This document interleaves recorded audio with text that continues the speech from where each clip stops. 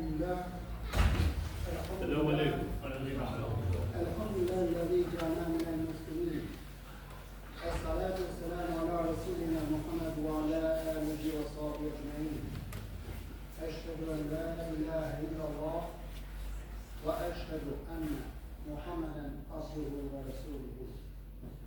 بسم الله الرحمن الرحيم.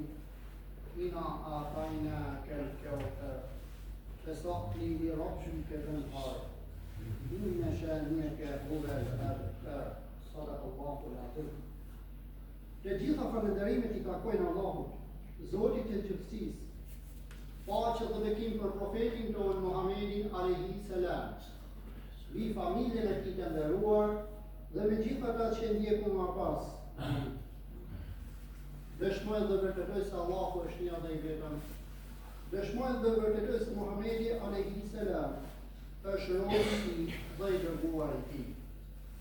Të nderuar mysafirë të Allahut, mirë se ardhët në këtë ditë falënderimesh për Allahun Teala, në këtë ditë gjumaje, në këtë muaj të shenjtë të Ramazanit. Zoti është shpërblet të gjithë sakrificat e juaja inshallah dhe ju dhon xhenetin firdaus. Amin. Sot para se të fillojmë, do përmendim dy çështje në lidhje me ezanin dhe kur Allahu gëzohet me robën e tij.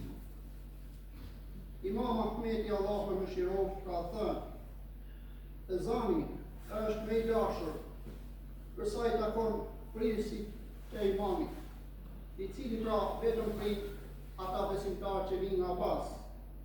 Ndërsa për sa i takon ezanit, sa ato që hapet zani i tij dhe kudo që dëgjohet, aq do t'i falen mëkatet atij personi. Prandaj është e mira sa herë që punohet ezani, duhet ta përcjellim atë në mënyrë që të fitojmë dhe ne sevap inshallah. Amin. Së dyti, Allahu gëzohet me robërit e tij në disa raste. Në rastin e parë kur robi pendohet sinqerisht, Allahu gëzohet me të dhe mëshiron atë.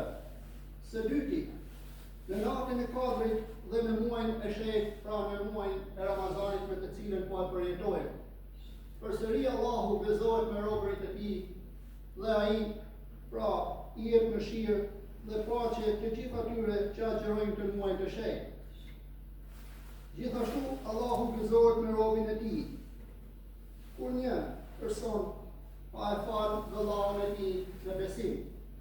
Pra, i thotë e kam falë për hir të Allahut Teala. Dhe kjo është një tjetër besim me cilën Allahu Teala gëzohet te ky rob dhe e shpërblen atë pa mas. Gjithashtu, në ditën e Arafatit, për ata që ndrojnë në atë vend dhe lusin Allahun Teala, Allahu gëzohet për ta për lutjen e tyre dhe ja pranon atyre. Dhe së fundmi, kur një besimtar e mbush jetën e tij me adhurim dhe përkushtim për Allahun Teala, gjithmonë Allahu është i gëzuar dhe ja plotson të gjitha dëshirat dhe lutjet e tij. E lutim Allahun Teala të bëhemi një prej tyre që ta gëzojmë Allahun Teala inshallah. Amin. Elhamdulillah. Jemi në 10 ditën e dytë të këtij muaji të shenjtë, të muajit të Ramazanit. Periudha e cila është më e mira, është periudha që fal Allahu Teala të gjithë robërit e tij, si ato që janë gjallë dhe ato që kanë vdekur.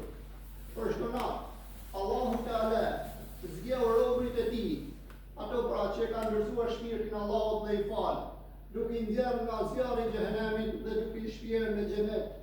Ne ta lutim Allahun Teala që të jemi një prej tyre inshallah. Amin. Cilat janë mësimet e këtyre 10 ditëve të këtij muaji të shenjtë, në mënyrë që të përfitojmë sa më shumë prej kësaj madhështie me cilën Allahu Teala i ka bekuar të gjithë besimtarët islam me këtë muaj të shenjtë. Falja e gjunaheve, kjo për ju është një mundësi për të gjithë ata që lusin Allahun sinqerisht dhe kërkojnë pendim tek ai, dhe Allahu i fal ato, sepse këto 10 ditë janë mëshira me cilën Allahu Teala i fal të gjithë besimtarët dhe besimtarët. Së dyti, mëshira e Allahut vazhdon edhe në këtë ditë, pra vazhdon me faljet dhe me gjithë ato që pendohen para Allahut Teala, duke i mshiruar dhe duke i falur të gjithë, pa përjashtim, në qovë se pendohen sinqerisht. Dhe kjo është një tjetër mirësi, me cilën ne pastrohemi nga gjinahet dhe dalim të pastër para Allahut Teala. Kjo është mirësi, me cilën Allahu i fal krijesat e tij në këtë muaj të shenjtë, në muajin e Ramazanit. Çfarë duhet të bëjmë ne si besimtar në këto 10 ditë për të arritur kënaqësinë dhe shpërbimin e Allahut Teala? Sa më shumë të shkojmë istikfarin, pra sa më shumë të kërkojmë falje Allahut Teala, aq më shumë e kënaqim Allahun Teala dhe afrohemi pranë tij. Të falim namaz dhe të jemi sa më të sinqert me namazin që kryen, dhe jo vetëm me namazin e obliguar, por dhe me namazet e tjera shtesë, dhe pas çdo namazi të bëjmë lutje Allahut Teala, dhe ato lutje nuk kthehen mrapsht. Prandaj, të jemi të vëmendshëm dhe të shfrytëzojmë çdo kohë, çdo minutë të këtij muaji të shenjtë, i cili është muaji i mëshirës, është muaji i faljeve të gjinaheve, është muaji me cilën do të shkojmë të gjithë së bashku në xhenetin e Firdausit, inshallah. Amin. Në tjetër vëmendje duhet të kemi në këtë muaj. Leximi i Kuranit duhet të vazhdojë gjatë gjithë Ramazanit, sa kemi mundësi, një ajet kuranor ose diçka më tepër. Dhe ajo është një tjetër mirësi me cilën Allahu Teala i shpërblen krijesat e tij. Gjithashtu, bamirësia në këto muaj është më e mirë se në çdo muaj tjetër. Allahu Teala betohet se do t'i shpërblejë dhe do t'ja shumëfishojë të gjithë atyre që bëjnë bamirësi, jo vetëm në anën e sadekas, por edhe me fjalë të mira, me fjalë me cilet kemi mundësi t'ja themi Allahut ton, duke e këshilluar për mirë dhe duke e kthyer dhe udhëzuar në rrugë të drejtë. Gjithashtu, largimi nga gënjeshtra dhe veprat e këqija dhe të pendohemi dhe mos të dëshpërohemi për mirësitë dhe butësitë që kemi dhe transmetojmë tek të tjerët. Në qoftë se dikush na godet ose na ngacmon, le t'i themi që jemi agjëruar, a jam agjëruar dhe kështu të vazhdojmë me këtë mirësi, sepse Allahu e di më mirë fundin e secili prej nesh, të ndërruar mysafirët e Allahut. Allahu gëzohet me robërit që agjërojnë. Prandaj, në hadith transmetohet se Allahu thot engjëve: o engjëjt e mi, shikoni robërit e mi që lanë ushqimin, pijen dhe kënaqësitë për hirin tim. Unë dëshmoj para jush, o engjëjt e mi, që i kam falur ato. E lutim Allahun Teala që t'jemi o ne një prej tyre. O njeri, ky është një shpërblim më i madh që nuk mund të arrijmë në asnjë kohë dhe në asnjë moment, përveç se në këtë muaj të shenjtë, në këtë muaj të Ramazanit. Prandaj, mos neglizhoni asnjë ditë të agjërimit të këtij muaji të shenjtë. Agjëroni sa keni mundësi, bëni vepra të mira sa keni mundësi, jepni sadaka sa keni mundësi, sepse kështu do të kënaqim Allahun Teala dhe kështu inshallah do fitojmë shpërblimin e tij. Amin. Njëra profetët e Allahut, Daudi alayhi salam, e pyeti Allahun Teala në lidhje me peshorën e veprave të mira dhe të këqija. Ai tha: o Zoti ynë, sa është peshorja yte që do të mas gjinahet dhe sevapet e njerëzve? Allahu Teala ja thënë Davudit alayhi salam: o Davud, është shumë e madhe, sa prej tokës deri në qiell. Daudi habitet dhe i thot: o Zoti ynë, po kush do ta mbush atë? Imagjino pra veprat tona të vendosen në një peshore të tillë, aq të madhe, që arrin nga toka deri në qiell. Sa do të kemi vlerë dhe çfarë punësh kemi bërë ne? E megjithatë Allahu Teala i thot Daudit alayhi salam: o Daud, një vogël hurm që e jep për hir të Allahut Teala dhe e jep me sinqeritet dikujt, ajo do të rritet dhe do të zmadhohet dhe do ta mbush peshorën në ditën e gjykimit. Prandaj është me rëndësi, që çdo vepër që bëjmë, ta bëjmë me sinqeritet. Çdo sadekat që japim, ta japim me sjarit të mirë vetëm për Allahun Teala.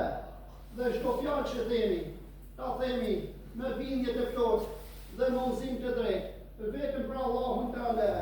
Kjo është një mirësi e madhe të nderuar besimtar. Ta dini se Allahu është mëshirues, është mëshirbërës, dhe nga ne, si besimtar, Zoti kërkon që të jemi të përkushtuar në besim, në karakter, në morale të larta. Allahu nuk kërkon nga ne lukse të shfrenuara, pra ai nuk i do ato. Pra Allahu kërkon nga ne në mënyrë që ta mbushim peshoren me mirësi dhe begati, që të mësojmë sa më shumë dituri, të bëjmë punë të hajrit, të jemi të ndershëm, të jemi bujar, të jemi të urtë të cilët veprojnë vetëm për hir të Allahut Teala. Dhe kjo është një tjetër mirësi. Përse duhet dituria? Dituria është baza vendimmarrje të drejtës. Një i ditur e dallon me një herë të keqen nga mira. Ai zgjell rrugën e drejtë dhe u heq të tjerët drejt së mirës, duke mos i lënë të gabojnë ato. Dituria, pa veprim, është e paplotësuar, pra është boshe. Prandaj kush ka dituri, le ta përcjell të tjerët dhe të udhëzojë të tjerët inshallah në rrugën e drejtë, në rrugën e mirësisë. Puna, një njeri peshohet në sajë të punës së tij të ndershme që bën. Në qoftë se është i sinqert dhe bën punë të ndershme, jo vetëm asaj që thotë, por atë që punon, ai do ketë respektin e të gjithëve që e pasojnë dhe dëgjojnë atë. Kjo është një tjetër mirësi, me të cilën ti njeriu, Allahu jep një qëndrueshmëri të madhe para të gjithë të tjerëve. Nderi është pasuria më e madhe që njeri mund të ketë në këtë dynja. Pa nder, nuk ka vlerë asnjë person dhe asnjë person. Në qoftë se i ndershëm, të gjithë do të respektojnë, do të nderojnë dhe të bëjnë në njerëzit më të ditur, më të dashur dhe më të afërt. Dhe kjo është një tjetër mirësi, me cilën Allahu Teala nuk ja fal kujdo, por ja fal vetëm të sinqertëve. Bujaria matet me gatishmërinë për të lënguar të tjerë. Bujaria vërtet nuk është vetëm materiale, por është edhe shpirtërore. Një fjalë e mirë është mirësi për të gjithë ne. Një këshill e mirë e momentit të duhur është një tjetër mirësi me cilën Allahu Teala i vlerëson këto njerëz. Prandaj, jo vetëm dituria, jo vetëm puna dhe nderi, por dhe bujaria është një tjetër mirësi me cilën ata që e posedojnë do të kenë shpërblim pa masë. Urtësia është një cilësi që jepet njeriut dhe ka peshë të madhe. Pra njeriu i urtë nuk nxitohet në vendime, i kupton pasojat dhe veprimet me cilët ai vepron dhe është i marrë me çdo çështje. Dhe kjo është një tjetër mirësi me cilën Allahu Teala nuk ja fal kujdo, pa ja fal atij që do. Dhe kjo është një mirësi me cilën Allahu i fal tyre njerëzve, të cilët pra e duan Allahun, e kanë të sinqert zemrën e tyre, e kanë të sinqert besimin me cilën e ndjekun profetin e tij Muhamedit alayhi salam në çdo veprim dhe në çdo gjë me cilën dëshirojnë të tjerët dhe afrojnë të tjerët në rrugë të Allahut. Së fundmi, po e mbyllim me një hadith të transmetuar nga Abu Huraira radiallahu anhu. Abu Huraira radiallahu anhu tregon se i dërguari i Allahut Muhamedi alayhi salam ka thënë: agjeruesi ka dy gëzime. Një gëzim kur bën iftar dhe një gëzim kur do të takohet me Allahun Teala. Gëzimi i parë, pra gëzimi i iftarit, është një gëzim që ndjen çdo agjerues kur e ndërpret agjerimin e tij. Ky gëzim nuk është vetëm fizik, por është edhe shpirtëror, pasi e ndjen se e ka përmbushur obligimin dhe rëndësinë ndaj Allahut Teala me agjerimin e tij. Gëzimi i dytë është takimi me Allahun Teala. Ky është gëzimi më i madh dhe i përhershëm që do ta përjetoj agjëruesi në botën tjetër. Elhamdulillah. Edhe kjo është një tjetër mirësi me të cilën të gjithë agjëruesit do të kenë mundësi ta takojnë Allahun Teala në ahiret. Allahu ka premtuar shpërblim të madh për të gjithë ata që agjërojnë Ramazanin me sinqeritet dhe bindje të plotë. Ky hadith na mëson se agjërimi nuk është vetëm një sakrificë fizike, por është edhe një drejtim i lumturisë së vërtet në këtë botë dhe në ahiret. Ta dini se çdo përkushtim dhe sakrificë për hir të Allahut Teala ka një shpërblim të madh. Ta lutim Allahun Teala bëhemi prej tyre, prej njerëzve që sakrifikojnë për hir të Allahut Teala, udhëzojmë të tjerë për hir të Allahut Teala, bëjmë vepra të mira për hir të Allahut Teala. E lutim Allahun Teala që të gjithë ne të agjërojmë të muaj të shehtë me bindje të plotë që do të na falë gjunahet. E lutim Allahun Teala që të bëhemi të gjithë ne dhe të dashurit tonë dhe të gjithë ata që e kanë ndërzuar shpirtin Allahut, banorët e xhenetit Firdaus. Amin. Amin. Amin ya Rabbil Alamin. Elhamdülillah. Elhamdülillah. Amin. Ve salatu ve selamu ala Resulina Muhammed ve ala alihi ve sahbihi ecmaîn. Amin. Nebi ve tekrim li fahmet şan şerafi. Safi ve qala derece ya ve amin.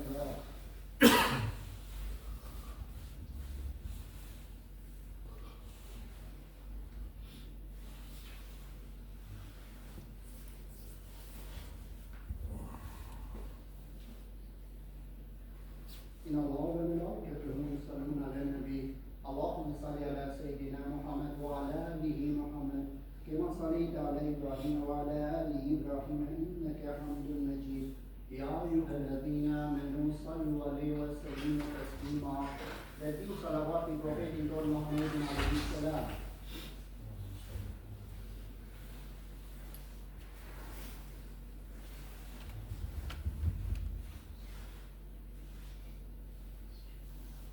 إن الله يأمر بالعدل والإحسان وإيتاء ذي القربى وينهى عن الفحشاء والمنكر والبغي يعظكم لعلكم تذكرون